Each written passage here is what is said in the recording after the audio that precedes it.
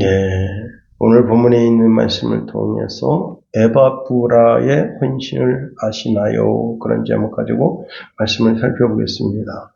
우리가 이제 지난 시간 10절, 11절을 통해서 바울을 도왔던 유대 그리스도인, 그들 가운데 이제 평신도였었던 아리스다고, 그리고 마가 요한, 그리고 유수들을 살펴보았습니다. 사도 바울은 11절에서 유수들을 소개하면서 그는 예수님을 너무 사랑하고 예수님이 너무 좋아서 자기 이름을 예수라 그렇게 계명을 했다는 겁니다. 자, 이들은 다 할례파예요. 다시 말하면 전통적인 유대인이다 하는 겁니다. 전통적인 유대인이라고 하는 게 이제 뭐예요? 어릴 때부터 이들은 이제 토라, 모세오경을 달달달달 외워서 12살 정도 때까지 되면요, 거의 모세오경을 다 외웁니다.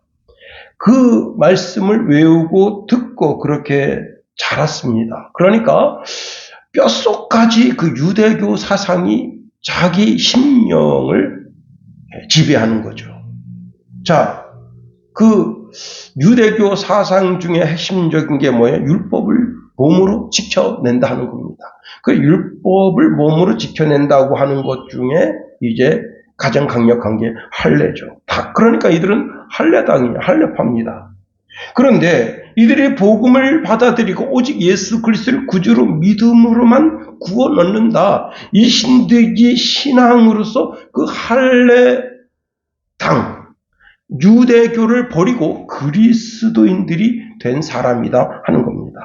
자, 유수도는 하나님의 나라를 위해서 일하는 자였다 하는 겁니다. 누가 진짜 이스라엘인인가? 진짜 이스라엘 사람은 오직 성령과 물로 거듭난 자만 진짜 이스라엘 사람입니다. 육적인 이스라엘이 아니라는 거예요. 이스라엘 땅이 진짜 땅이 아니라는 거예요. 영적으로 거듭난 자가 참된 이스라엘인이고 하나님의 백성들에게 주시는 땅이 진정한 이스라엘 가나안 땅이다 하는 겁니다. 여러분, 이 세상 땅 중에서 하나님께서 가나안 땅을 거룩하게 하시고 시온산을 거룩하게 하시고 예루살렘을 거룩하게 하시고 그 가운데 성전을 거룩한 곳이라고 지정해 주셨지만은 유대인들의 잘못된 단신론으로 해서 단신론도요 큰 우상입니다. 이게 왜? 다시 말하면 제2위격을 가지신 성자 예수님을 인정하지 않고 성령 하나님을 인정하지 않는 이것은 큰 잘못된 신학적 사상이고 성경과 위배되는 것이다 하는 겁니다. 자, 그러니까 이들은 오직 여호와 하나님만 인정한다. 결국 자신들이 가지고 있는 어리석음에 자신 스스로가 빠져들게 되고 그러나요 하나님께로부터 버림받았다. 그렇습니다. 자, 율법으로만 구원받을 수 있다고 하는 어리석음에 빠져들면서 결국은 유대 나라가 완전히 망하게 됐다. 그래서 그 백성들이 그 거룩한 땅에서 내어 쫓김을 당하고 그 거룩한 땅이 로마인의 군대발의 짓밟힘으로 더 이상 거룩을 유지하지 못하는 그러한 가증한 곳이 되고 말았다 하는 겁니다. 자, 그런데 그런 가운데서 이제 이들이 복음을 받아들이고 하나님의 자녀가 되고 그리고 더 경건하게 바울을 도와서 복음의 사역을 감당하게 됐다 하는 겁니다. 여러분, 더 나아가 아리스다고 또 마가 요한 유수도는 사도 바울의 위로가 되었다고 하는 겁니다. 자, 이들이 용기를 잃고 교도소 안에서 힘들어했던 바울의 위로자가 되었다는 거예요. 우리는 다른 사람을 위로할 때 할 말이 많이 있어야만 위로가 될 거라고 그렇게 생각하지만 그냥 그 사람 옆에 가만히 있어주기만 해도 그 사람이 위로가 된다고 하는 겁니다. 늙은 바울, 제가 오늘 이제 늙은 바울에 대해서 오늘 참 묵상을 많이 했습니다. 다음 시간에 이제 시간이 되면 늙은 바울에 대해서 말씀을 드릴 기회가 있을 텐데요. 예, 늙은 바울, 자기 주변에 아무도 없고 자기 혼자 교도소에 쓸쓸하게 있다고 한번 생각해 보세요. 그렇게 쓸쓸하게 있다가 어느 날 이제 이런 폐 쪽이나 또 심장 쪽이나 또 다른 장기에 어떤 문제가 생겨서 그가 운명을 달리할 수 있는 그런 상황에 놓여져 있단 말이에요. 그런데 그렇게 이제 고독하게 교도소에 갇혀 있는 그 바울을 위해서 서로 돌아가면서 그 옆에서 제잘제잘 걸어주면서 바울에게 말을 걸어주고 바울에게 용기와 희망을 붙들어주고 그렇게 해서 바울로 하여금 그 6명의 그리스도인들을 통해서 힘과 용기를 얻게 해줬다고 하는 겁니다. 내가 힘들고 괴로울 때만 나를 찾아와서 위로해주던 그 사람, 또 내가 그 사람이 힘들고 어려워할 때 또 찾아가서 그 사람의 위로자가 되어줘야 진정한 위로자라고 할 수 있다고 하는 겁니다. 우리는 위로자의 삶을 살라고 하나님께로부터 명령받고 있다는 겁니다. 마태복음 25장 34절 35절에 보면 하나님께 복받는 자의 모습이 나오는데 이들은 창세로부터 성경에 예언된 복을 받는 동시에 하나님의 나라를 상속받는다는 겁니다. 그럼 어떤 자들이 이런 복을 받느냐 보니까 줄인 자를 찾아가서 먹을 것을 주고 목마른 자에게 마시게 하고 나그네 된 자를 영접하고 헐벗은 자에게 옷을 입혀주고 병든 사람을 돌아보고 옥에 갇혀 있을 때 돌아보는 것이다 하는 겁니다. 한 30명 정도 모이는 중소기업 조그만 이제 회사에 수희 아저씨가 있는데 수희 아저씨가 이제 이렇게 모든 차량이 들고 나가고 그러는 것을 다 체크하고 사원들을 체크하는데 수희 아저씨가 나이가 많다고 다들 무시하고 그냥 그렇게 저렇게 그냥 지나가고 여러분 그래도 수희 아저씨가 나이가 많잖아요. 그러면 젊은 사람들이 이렇게 목내라도 인사할 텐데 아무도 인사하지 않는데 신입사원 여사원이 이제 입사하고 나서 보니까 자기 고향에 할아버지 같은 분이 거기서 경비 모자 쓰고 이제 이렇게 사람들이 들어가고 나가고 그런 걸 체크하고 차량 이런 걸 체크하고 그렇게 합니다. 그리고 이제 그러니까 간단한 일만 하는 거예요. 쓰레기 같은 거나 있으면 이제 좀 이렇게 쓸고 그렇게 하는데 그래도 이제 할아버지 같고 그러니까 이 아가씨가 들며 날며 이제 인사를 드립니다. 안녕하세요. 이렇게 인사하니까 그 수희 아저씨가 인사를 받습니다. 아유, 출근하세요. 힘내세요. 또 퇴근할 때, 아이고, 오늘 힘들었죠? 힘내세요. 이렇게 이제, 인사를 하는데, 그렇게 한 1년 6개월 정도 그 회사를 다녔습니다. 근데 하루는 이 아가씨가 이제 냉동고에 들어가서 물건을 체크하는데, 바람이 엄청 불던 날이에요. 바람이 그러니까 그 문이, 그 냉동고 문을 조금 열어놨었는데 확 열리더니 그냥 확 하고 닫혀버린 거예요. 그런데 그 냉동고에서 이제 물건을 체크하고 있었는데 아무도 이 여사원이 거기 들어간 걸 몰라요. 그리고 다 퇴근해버린 거예요. 그런데 이 경비 아저씨가 이제 체크를 하는 겁니다. 누구 퇴근했다, 누구 퇴근했다. 아직 사장실에 이제 불은 켜져 있는데, 그런데 이 아가씨가 퇴근을 안 하는 거예요. 6시가 됐는데. 이상하다. 그래서 업무가 좀 남아서 그러려니 하고 좀 기다립니다. 7시 되니까 그래도 퇴근을 안 해요. 근데 벌써 이미 사무실은 불이 다 꺼졌어. 불 꺼진 게 보여요. 그래서 그때부터 이 경비가 찾아 나섰습니다. 맨 꼭대기서부터 쭉쭉쭉 찾아 나섰는데 아무리 찾아도 없어요. 근데 혹시 냉동고에 있을까 하고 냉동고에 갔더니 얼어 죽어가고 있어요. 이 여사분. 거의 그냥 전신이 다 얼어가지고 그때 이 할아버지가 문을 열고 이 여사원을 살려냈습니다. 이제 119 구급대가 와서 실려가서 이제 병원에 가서 회복을 하고 며칠 있다가 이제 다시 퇴원해서 회사에 출근했습니다. 그때 이 사원이 물어본 거예요. 아니 어떻게 제가 그 냉동고에 갇혀 있는 걸 아셨습니까? 그랬더니 다른 사람들은 다 인사도 안 하고 그냥 지나가는데 당신이 아침에 출근할 때 인사하고 퇴근할 때 인사하는데 인사를 받아야 되는데 당신이 인사를 안 해서 내가 뭔 병구가 생겼구나 하고 그래서 찾아보게 됐다 하는 겁니다. 여러분 돌아보는 거예요.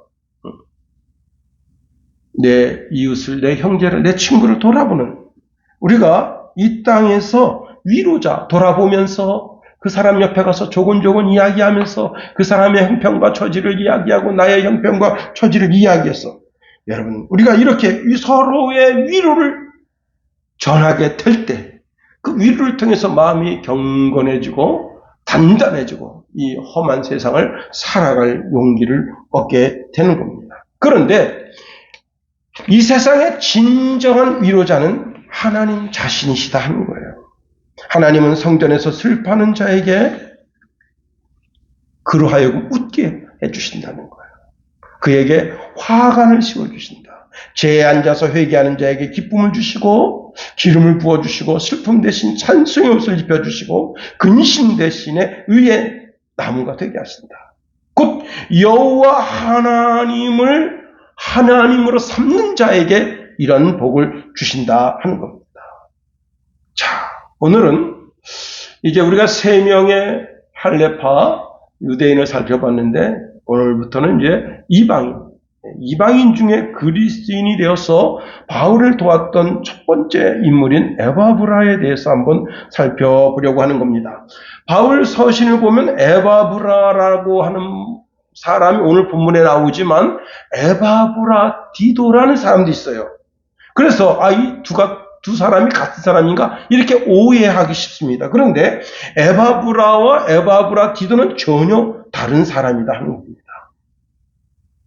자, 특별히 이제 에바브라는 그가 에베소에서 바울의 전도를 받고 그리스도인이 되면서 그가 이제 골로새 지역과 히에라볼리 지역과 라우디아 지역의 복음을 증거했다고 하는 겁니다. 그래서 골로새서 1장 7절에 보면 이와 같이 우리와 함께 종된 사랑하는 에바브라에게 너희가 배웠나니 그는 너희를 위한 그리스도의 신실한 일꾼이요 성령 안에서 너희 사랑을 우리에게 알린 자니라 그렇게 소개하고 있습니다. 자, 에바브라 그는 이방인으로서 복음을 깨닫고 자기 전생애를 하나님께 드린 자다. 오늘 본문에 보면 이제 에바브라는 어떤 사람이냐? 그는 그리스도 예수의 종이라고 바울이 소개하고 있습니다. 우리 한번 12절을 다 같이 한번 읽어봅니다. 12절 시작. 그리스도 예수의 종인 너희에게서 온 에바브라가 너희에게 문안하느니라. 자, 사도 바울은 수많은 그리스도인들에게서 사도 바울 자기가 그리스도 예수의 종이라고 소개합니다. 수많은 사람들이 그의 편지에 보면 대동소이하게 계속해서 그리스도 예수의 종인 사도 바울이라고 자기 자신을 소개합니다. 그러면 왜 사도 바울이 그렇게 자기 자신을 그리스도 예수의 종이라고 소개하느냐? 특별히 사도라고 소개하느냐? 사도로 인정받고 싶어 하는 거예요. 다시 말하면 그때 당시에 수많은 사람들이 사도 바울의 사도성에 대해서 의심했습니다. 사도 바울이 예수 그리스도의 종이라고 하는 것에 대해서 의심했어요. 사도 바울이 예수 그리스도의 제자라고 하는 것에 대해서 의심했어요. 그런데 오늘 사도 바울은 이 에바브라는 그리스도 예수의 종이라 그렇게 소개하고 있습니다. 제가 이제 영상을 다 보진 않았지만은 저한테 이제 영상을 올려주는 기독교 협회가 있어요. 거기에 대한민국의 자기 자신을 예수 그리스도 재림한 예수 그리스도라고 소개하는 사람들이 30명 정도 있다는 거예요. 그런데 제목만 봤습니다. 제가 재림하신 예수 그리스도의 설교 이렇게 제목이 그거예요. 재림하신 예수 그리스도의 설교. 야, 제가 보니까 영상이 1시간 18분 정도 되더라고요. 정말 제목이 놀랍지 않아요? 그런데 그 재림하신 예수님께서 고혈압 약을 드시고 당뇨약을 드시고 고지혈병 약을 드시고 계시다. 응? 말이 안 되잖아요. 아니 우리가 아는 예수님은 창조자 당신이신데 귀신도 내어 쫓으시고 모든 질병과 질고를 고치시는 분이신데 어떻게 고혈압 약을 먹고 계시냐. 근데 그 밑에 들어가서 그 사람의 말을 듣고 그 사람 속에서 그 사람이 제일 예수인 줄 알고 착각하고 그래서 사는 그 사람들 참. 오늘 본문의 사도 바울은 자신을 소개할 때도 그리스도 예수의 종이라고 소개했지만 에바브라를 그리스도 예수의 종이라 그렇게 소개하고 있습니다. 특별히 이제 고린도 교회로부터 사도 바울이 그 사도성을 공격받을 때가 있었습니다. 고린도전서 9장 12절에 보니까 내가 자유자가 아니냐 사도가 아니냐 우리 주를 보지 못하였느냐 주 안에서 행한 나의 일이 너희가 아니냐 다른 사람들에게는 내가 사도가 아닐지라도 너희에게는 사도니 나의 사도됨을 주 안에서 인친 것이니라 그렇게 말씀하고 있습니다. 자, 바울이 그리스도의 종인 것과 그가 그리스도 예수의 사도인 것을 의심하는 사람들이 많았어요. 족이 많은 그리스도인들이 사도 바울을 그런 시선으로 의심의 시선으로 바라보았습니다. 그런데 오늘 본문에 이 에바브라가 에베소스에서 복음을 듣고 지금 골로새 지역, 히에볼라 지역, 라오디아 지역 그 지역 가서 복음을 증거하는데 지금 에바브라가 당하는 공격 중에 하나가 뭐냐면 이 사람이 정말 예수 그리스도의 종 맞아? 이 사람이 복음의 전도자가 맞아? 이런 그 의심, 자기 사도 바울이 자기가 겪었던 동일한 의심을 에바브라가 지금 받고 있단 말이에요. 그러니까 여기 에바브라를 소개할 때 그리스도 예수의 종이라고 그를 소개하고 있다는 겁니다. 이 종이라고 하는 것은 둘로서라고 하는 건데요. 당시 로마 세계에 있어서 종이라고 하는 것은 말하는 도구다. 말하는 도구. 역사가 중에 이런 증언이 있습니다. 당시 세 가지의 도구가 있었다는 거예요. 하나는 말할 줄 모르는 도구인데 나지나 호미 같은 것이고 다른 하나는 반벙어리인데 짐승들이고 세 번째는 말하는 도구 그가 노예였다 하는 겁니다. 다시 말하면 에바브라는 바울에게 있어서 절대 복종합니다. 바울이 그리스도의 대리자로 사도로서 그의 명령에 절대 복종하는 거예요.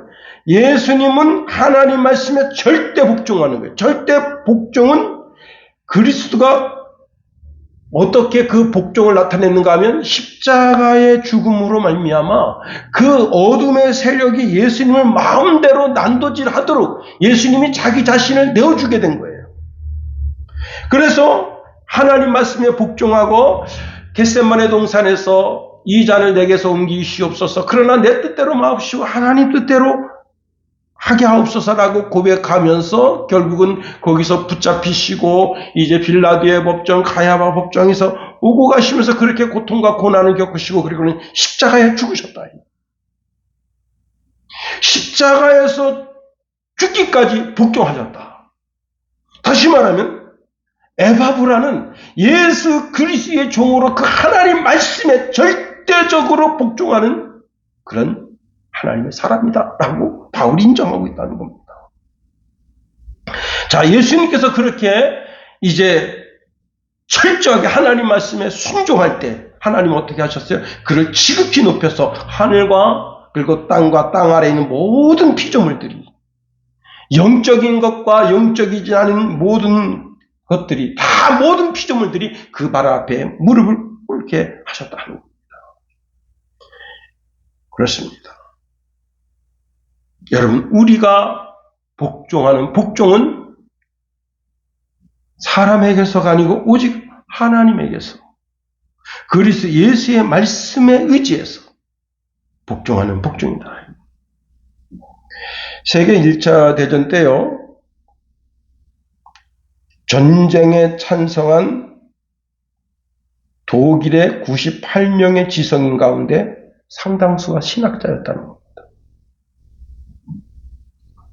그 가운데 통합 측이 아주 할아버지처럼 여기는 존귀한 인물인데 칼 바르트, 그도 찬성표를 던졌다는 겁니다. 자신들의 신념이, 신학적 이상이 전쟁이라는 거대한 산 앞에서 굴복되고 말한 거예요.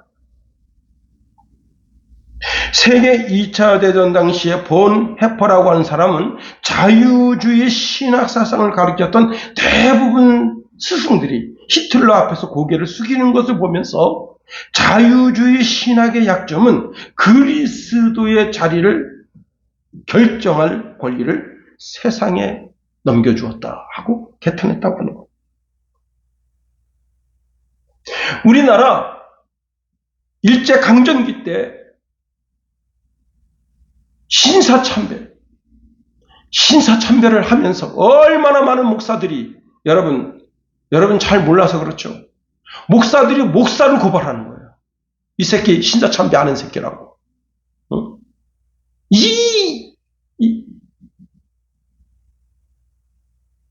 그래가지고 난리 난 겁니다.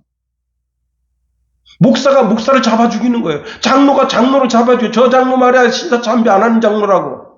그렇게 잡아 죽이는 거예요. 그런 짓을 저지른 거예요. 뭐하러 목회합니까? 뭐하러 교회 장로의 자리에 앉아서 그럴 거면 차라리 변절자가 되고 말죠. 입술로는 그리스도 예수의 종이라고 말하면서 삶을 통해서는 변절이나 일으키는 그런 존재가 된다면, 다시 말하면 믿음이라고 하는 것은 입술로 시인하는 고백만으로 끝나는 것이 아니라 삶을 통해서 성경 말씀이 이루어져야 한다고 하는 겁니다. 히브리서에 수많은 신앙의 영웅들이 있어요. 죄악된 세상 속에서 믿음으로 살다가 박해를 받아서 죽어간 거예요. 이들은 비겁하지 않았어요. 불의와 타협하지 않았어요. 여러분, 아합 시대에 바알에게 무릎 꿇지 않은 7,000명의 하나님의 사람이 있었다 했습니다. 그러면 이 말을 뒤집으면 무슨 말이에요? 소수의 사람들만 신앙의 정절을 지키고 모든 국민들이 다 바알에게 아세라 신전에 가서 자기 신앙을 팔았다는 거예요. 그리고 엘리야도 어떻게 했습니까? 자기를 죽인다니, 이세벨이 자기를 죽인다니까 무서워서 로뎀나무 아래 숨어서 한 시대에 하나님의 입이고 하나님의 양심이고 하나님의 손발로 쓰였던 그 엘리야도 거기서 쫄아가지고 나 이제 너무 무서워요. 이세벨이 너무 무섭습니다. 여러분, 순교해서 죽는 거나 하나님이 데려가서 죽는 거나 어차피 그 죽는 건 똑같잖아요.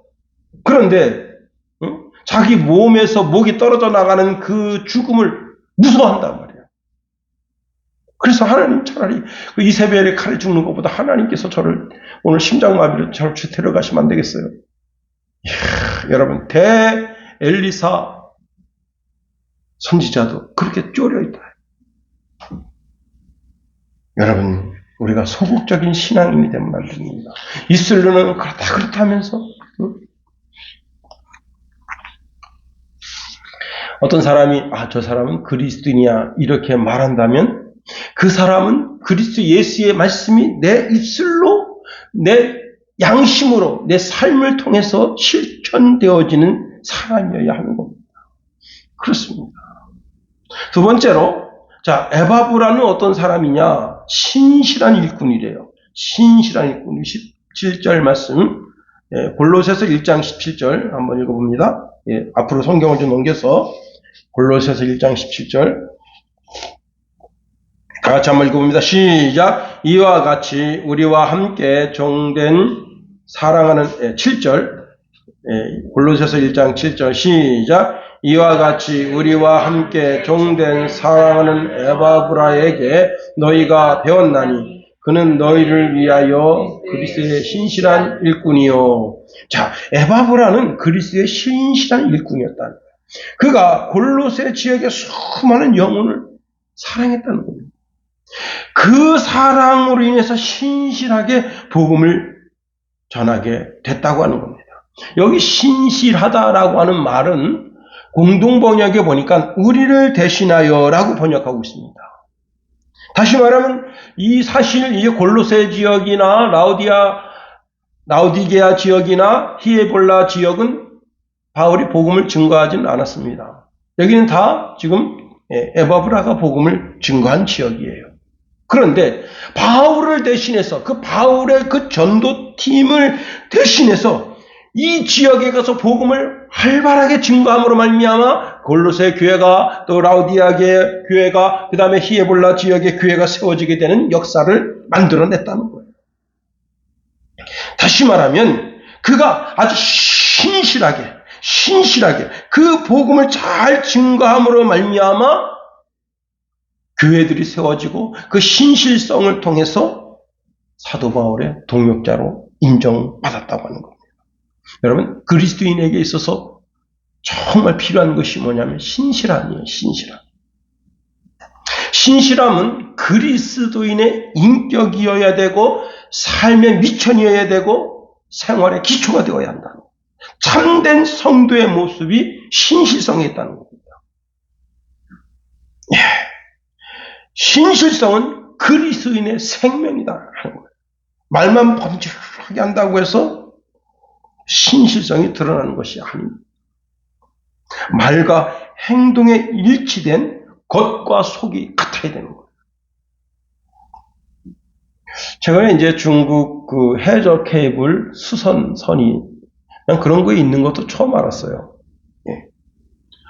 해저 케이블을 수선하는 이제 중국 그 배가 자기 그 위치를 알리는 GPS를 끄고 껐다 켰다 하면서 계속 거의 얼마를 다녔냐면요. 1609km를 돌아다녔다는 겁니다. 미국에서 수상해가지고 이 배를 계속 주시를 했더니 어디를 돌아다녔느냐. 미국에서 이렇게 그 해저 케이블을 깔았나 봐요. 근데 그 해저 케이블 깐 지역만 돌아다닌 거예요. 그럼 왜 그 지역을 돌아다녔느냐? 거기서 이제 여러분 그 해커들이 이 정보를 이게 이 스마트폰에 들어가 있는 정보를 캐낼 때 어떻게 들어간 줄 아세요? 이 스마트폰하고 기지국하고 이렇게 교신되는 그 전파 있죠? 전파의 주파수를 잡아가지고 들어가는 거예요. 이 핸드폰에 직접 들어가는 게 아니에요. 이 주파수를 잡아서 주파수를 타고 들어가는 거예요. 그 짓을 하고 있었다는 거예요. 정말, 이 중국은 못 믿을 게 중국. 어떤 나라에서 지금 중국의 그 전투기를 24대인가를 샀는데 24대 중에 18대가 지금 작동 불능, 시동도 안 걸린다. 이 기가 막힌 거 아니에요? 아주 싸게 샀어. 싸게. 살 땐 좋았어. 근데 시동이 안 걸린다. 그 출력이 안 나와서 뜨지 못한다. 참 곤란한 거예요. 국가와 국가 간의 신뢰성, 개인과 개인 간의 신뢰성. 어떤 알바가 치킨집에 취직을 했습니다. 알바가 오고 나서요, 매출이 소폭 올랐습니다. 그러다가 이 매출이 아주 그냥 거의 이렇게 수직 상승하듯이 올라간 사건이 생겼어요. 그게 뭐냐면 댓글 때문에 그런 거예요. 댓글 때문에. 어떤 분이 이제 치킨을 시켰는데, 치킨을 먹고, 치킨 맛있습니다. 그걸 별표 5개를 하고, 이 집 치킨 맛있네. 이렇게 댓글을 썼습니다. 그때, 이 사장님이 너무 기쁘잖아요. 그래서 거기다 댓글을 쓰려고 그러니까 알바가, 사장님 지금 쓰지 마세요. 그런 거예요. 아니, 왜? 그랬더니 그 댓글은 3일 있다 쓰세요. 왜 3일 있다 써야 되지? 예. 오늘 치킨 먹었으니까 거기다 댓글 달아주면요. 댓글 보지도 않을 뿐더러 댓글에 대해서 별로 신경도 안 씁니다. 그러나 3일 정도 지나면 치킨이 다시 땡길 때 댓글이 딱 올라와서 그때 치킨 먹어주시고 이렇게 좋게 평가해 주셔서 감사합니다. 글을 딱 보게 되면 다시 시키게 됩니다. 그리고 두 번째 시켰으니까 서비스를 하나 더 주세요. 말이 맞거든요. 그래서 그래 알았다. 그래서 이 알바한테 그 댓글 쓰는 일을 시켰어요. 3일 있다가 그 댓글 보고 댓글에다가 그때 치킨 시켜주셔서 감사합니다. 맛있게 드셨다니 감사하네요. 막 썼더니 아니나 다를까 좀 이따 주문 들어왔습니다. 그래가지고 매출이 막 급상승하게 된 거예요.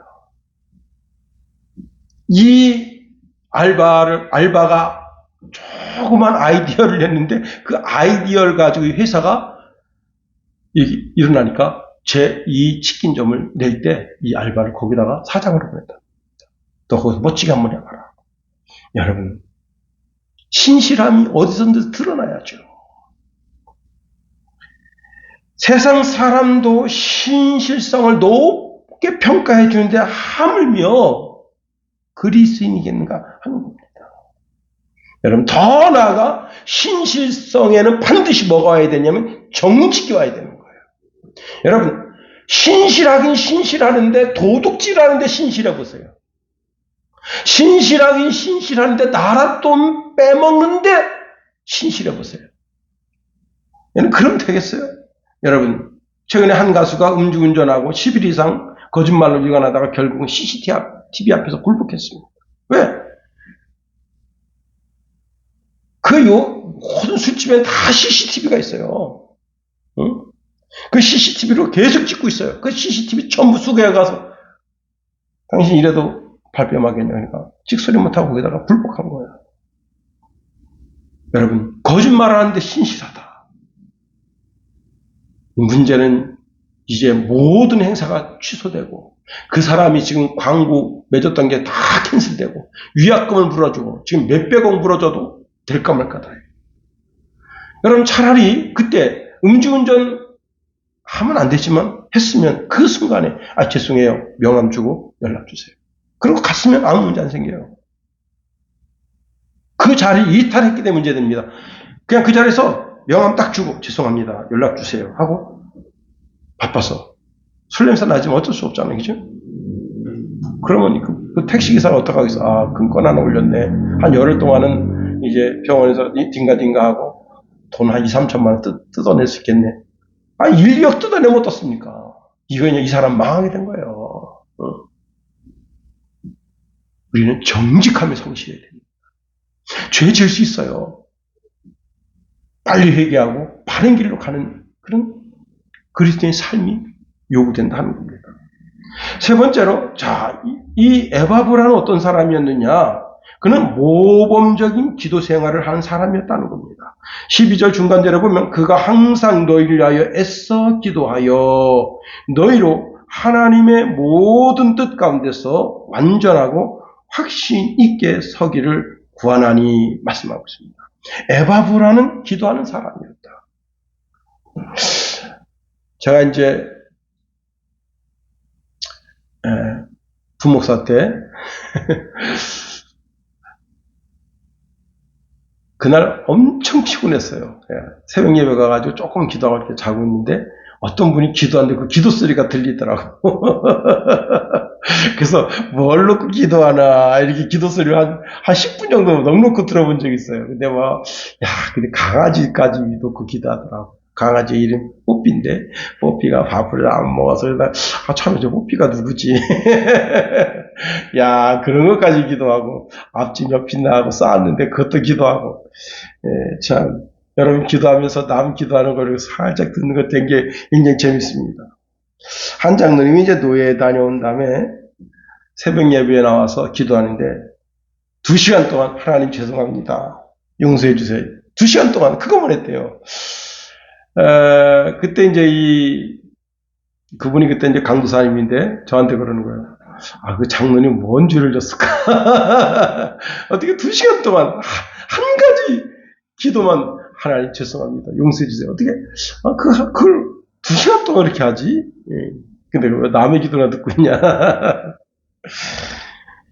여러분 본문에 에바브라가 어떻게 기도했는지를 알게 됩니다.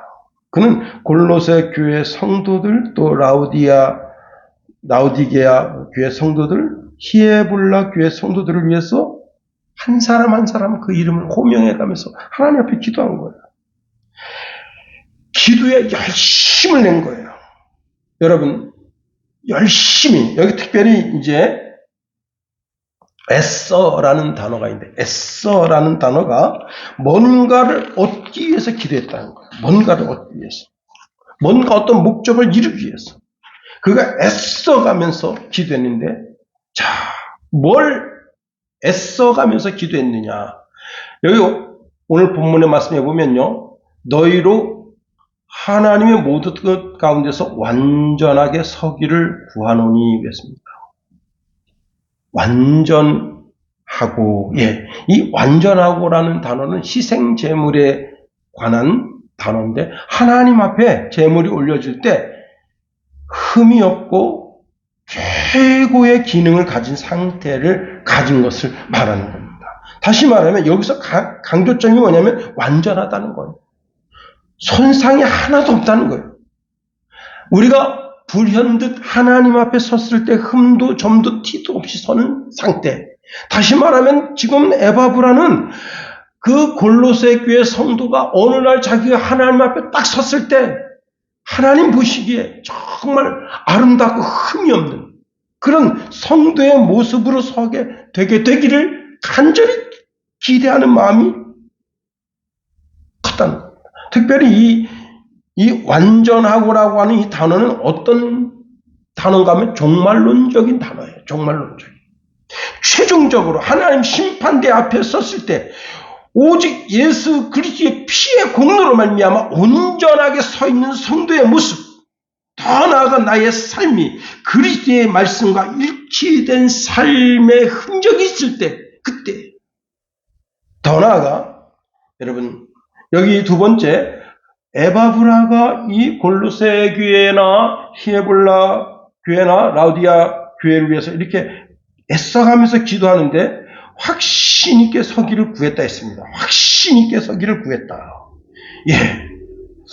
다시 말하면 하나님이 내 삶에 요구하는 모든 뜻을 성취하기를 원했다는 거예요.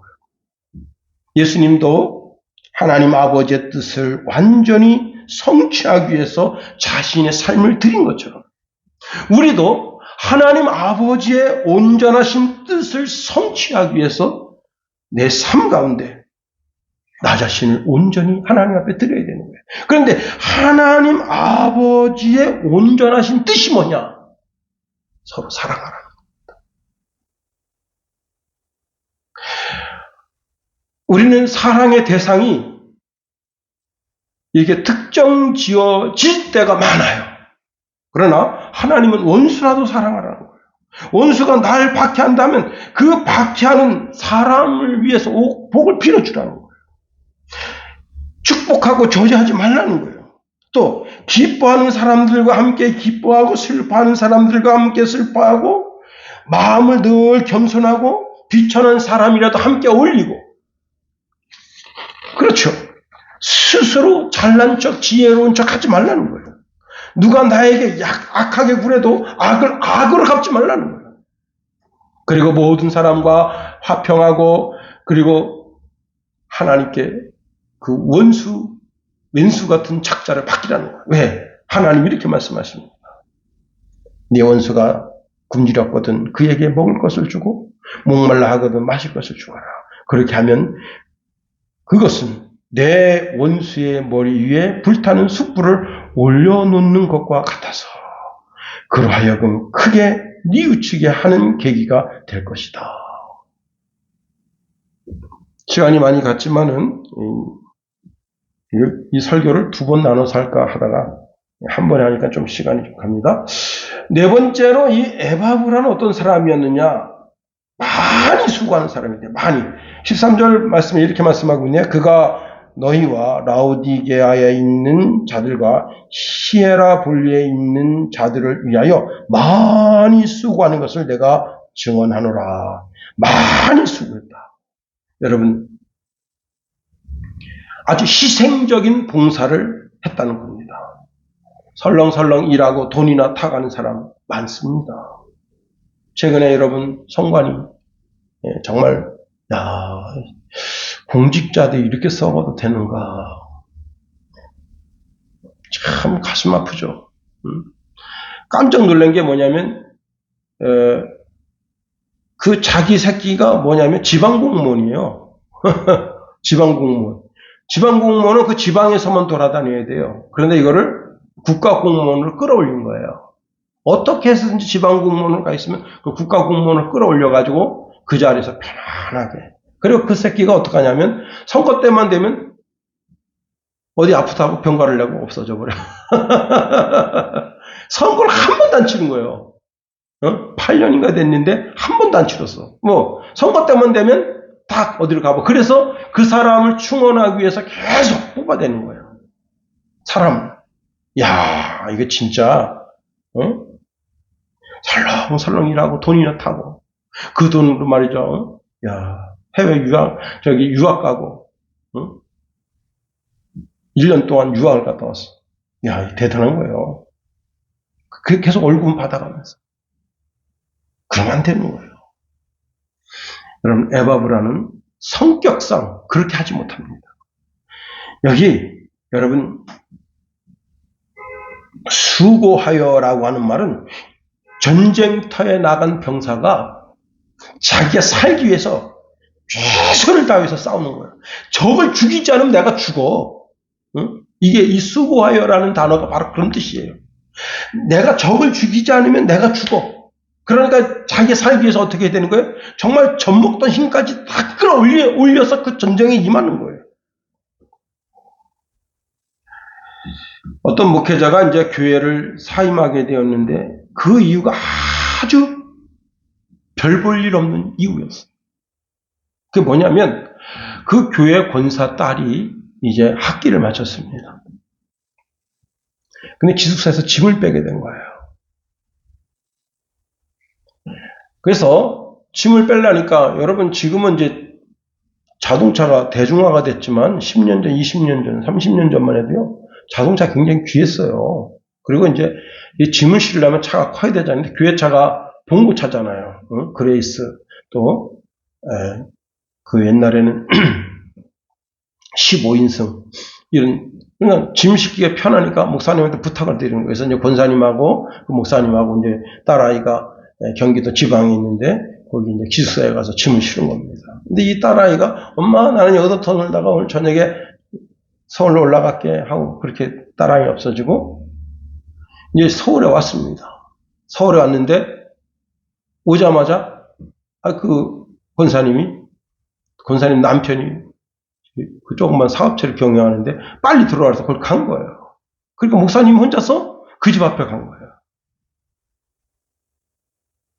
참 대장난감이죠, 그죠? 아니 뭐 누가 있어야 짐을 올려다 놓을 텐데. 그래서 목사님이 그래가지고 그냥 그 밖에다가 그 집 밖에다 짐을 다 내려놓은 거예요. 내려놓고 이제 대충 신문 같은 걸로 덮어놨어요.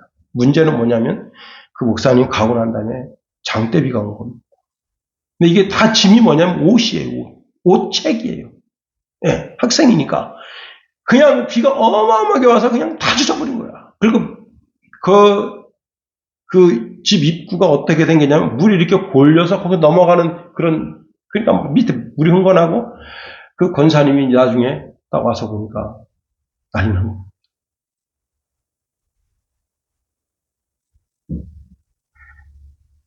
저는 그걸 보면서 이 목사님이 차라리 사람이 집에 없으니까 그 봉고차에다는 하루 이틀 짐 싣고 다닐 수도 있잖아요. 그까짓 거. 봉고차에 놔뒀으면 어쩌을까. 결국은 그 일이 빙의가 돼서 그 교회를 사임한 거예요. 여러분, 수고하여 내가 이 일을 통해서 상대방에게 이익을 끼치고 상대방에게 있어서 그 정말 마음에 감동이 가는 그런 일을 해서 그 일을 통해서 상대방도 기쁨을 얻고 나도 기쁨 없는 그런 일이 되어야 하는 거지. 결국은 그렇습니다. 여러분, 당시에 이제 여러분 이 지역에 골로새 교회나 라오디게아 지역이나 히에볼리 지역에는 이단들이 특세하고 있었어요. 성도들이 이단의 사설에 넘어간단 말이에요. 그럼 영혼이 죽는 거 아니에요. 그러니까 이 영혼들을 생각할 때 내가 지금 최전선에 있는 소대장과 똑같아. 내가 가서 그 병사를 돌보면 용기를 얻고 힘을 얻어서 그 영적인 전쟁에서 싸워서 이길 수 있지만 내가 까짓 거 그러면 그냥 넘어가서 죽는 거예요. 그렇습니다. 여러분 요한계시록에 보면 라오디게아 교회에 대해서 나옵니다. 라오디아 교회가 어떻게 됐나? 뜨뜻미지근하게 됐다. 술에 술 탄 듯 물에 물 탄 듯. 그게 뭐예요? 이단에도 그냥 거기도 뭐 진리가 있겠지. 이런 식으로. 그래서 요한계시록 3장 15절에 보면 내가 내 행위를 아노니 내가 차지도 아니고 더럽지도 아니하도다. 내가 차든지 더럽든지 하기를 원하노라. 그리고는 엄한 말씀을 주시는데 뭐냐면 예수 그리스도를 다시 영접하라 말씀하고 있습니다. 이제 말씀을 마칩니다. 에바브라는 정말 골로새 교회를 위해서 헌신을 다하는 분입니다. 먹고 살기 위해 헌신한 게 아니에요. 정말 그 영혼들을 생각해서 헌신. 그로 인해 그 영혼들, 한 영혼들이 정말 하나님 앞에 흠도 점도 티도 없이 서게 되게 되기를 원했던 목사님입니다. 기도하겠습니다.